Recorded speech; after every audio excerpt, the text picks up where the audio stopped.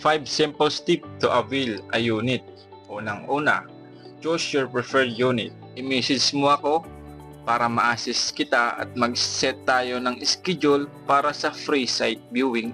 Pag nakapili ka na, pangalawa, submit all the requirements. 2 valid ID, birth cert, 4 pieces na 1x1 picture, COEC, 2 months latest payslip, pag-ibig contribution.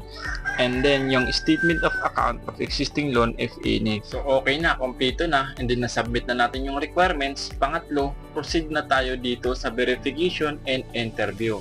Dito po ay i-interviewin kayo for evaluation regarding sa rules and policy ng mga unit. After the interview, proceed naman po tayo sa fee reservation fee. Dito po ay magbabayad po tayo sa credit and collections ng 10,000 reservation para hindi na po makuha ng iba yung unit na napili natin. And after that, waiting for loan approval and move-in schedule na po tayo. So dito na po tayo mag-aantay ng 4 to 5 weeks para po sa ating approval galing kay Pag-ibig. So ready na po tayo dito for move-in upon loan take-out.